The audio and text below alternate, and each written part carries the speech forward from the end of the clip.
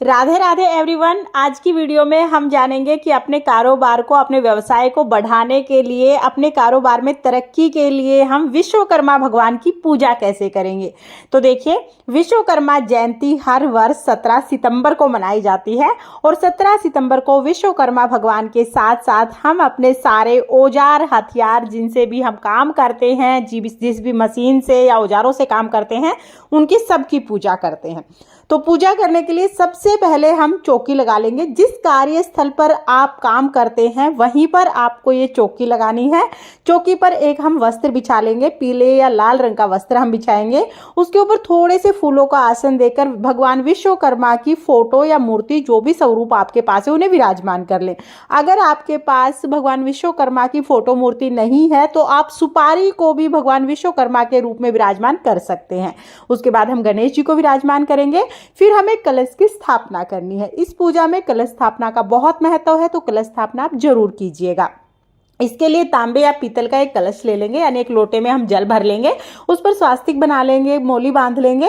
उसके अंदर हल्दी, सुपारी, सिक्का, थोड़े चावल और फूल डालेंगे। अगर आपके पास हल्दी की गांठ नहीं है तो आप हल्दी पाउडर भी ले सकते हैं। अब इस कलश में हम पंच पल्लव यानी आम के पत्ते लगाएंगे। 5 या 7 पत्ते आप लगा दीजिएगा। आम के पत्ते ना मिले तो आप अशोका के पत्ते भी ले सकते हैं। पत्तों को हम तिलक कर देंगे। अब एक नारियल पर तिलक करेंगे, मोली बांधेंगे और ये नारियल हम कलश के ऊपर रख देंगे। नारियल का मुख या तो आप ऊपर की तरफ रखें या आप अपनी तरफ भी कर सकते हैं।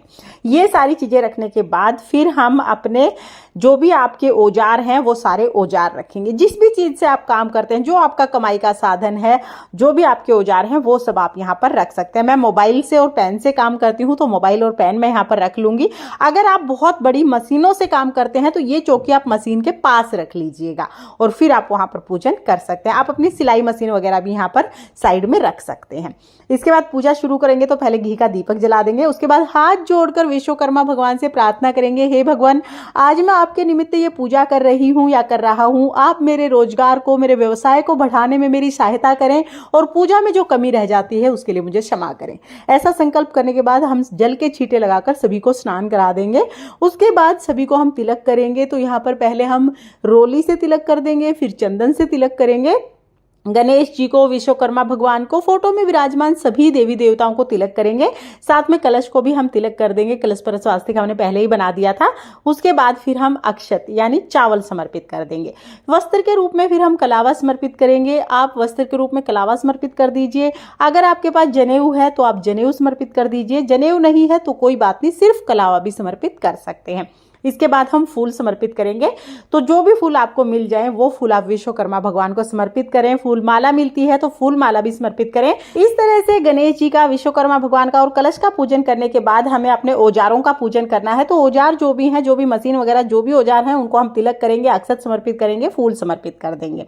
इसके बाद भोग में सबसे पहले पान समर्पित करेंगे। तो पान, अगर आपके पास मीठा पान है तो मीठा पान समर्पित कर दीजिए, नहीं तो पान के पत्ते पर लौंग, इलायची, सुपारी और मिश्री या पतासा रख के आप ये समर्पित कर सकते हैं। तो यहाँ पर हमने पान समर्पित कर दिया। उसके बाद मिठाइयों का भोग हम समर्पित करेंगे।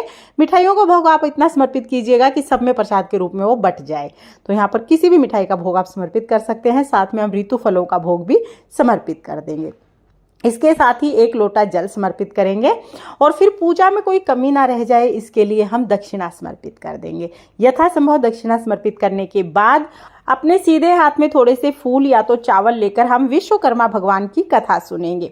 कथा का वीडियो आपको चैनल पर मिल जाएगा, लिंक मैं आपको डिस्क्रिप्शन में दे दूंगी, आप वहां से देख लेना।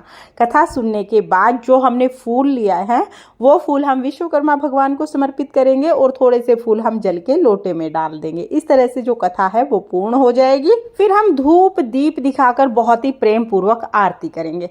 आप चाहें तो पंडित को बुला के आप ये पूजन कर सकते हैं या फिर आप चाहें तो स्वयं भी ये पूजा कर सकते हैं। बहुत ही प्रेम पूर्वक पहले गणेश जी की आरती करेंगे, उसके बाद हम विश्वकर्मा भगवान की आरती करेंगे। आरती करने के बाद हाथ जोड़कर पूजा में रही कमियों के लिए क्षमा याचना करेंगे और अपने व्यवसाय, अपने कारोबार को बढ़ाने के लिए विश्वकर्मा भगवान से प्रार्थना करेंगे। उसके बाद जल का लोटा हम सूर्य देवता को अर्घ दे देंगे और जो भी हमने भोग प्रसाद चढ़ाया है वो भोग प्रसाद हम सब लोगों में बांट देंगे। इस तरह से हमें पूजा करनी है। पूजा करने के 4-5 घंटे बाद आप ये चौकी उठा सकते हैं। चौकी जब उठाएंगे तो जो आपने पान समर्पित किया है, अगर मीठा पान समर्पित किया है तो कोई भी उसे खा लेगा, लेकिन अगर आपने पान के पत्ते पर लौंग सुपारी ये चीज़ें समर्पित की हैं तो आप ये गाय को खिला सकते हैं। इसके साथ ही जो कलश हमने स्थापित किया है, कलश का जल आप पौधों में सींच सकते हैं। जो आपने कलश पर नारियल समर्पित किया है, नारियल को आप सब लोगों में बांट सकते हैं।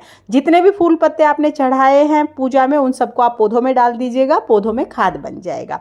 और उसके बाद जल के छींटे लगाकर जो मूर्तियां हैं उन्हें आप उनके स्थान पर रख सकते हैं। इस तरह से बहुत सरल तरीके से हमें चौकी उठानी है। देखिए, विश्वकर्मा जी को देवताओं का इंजीनियर कहा जाता है।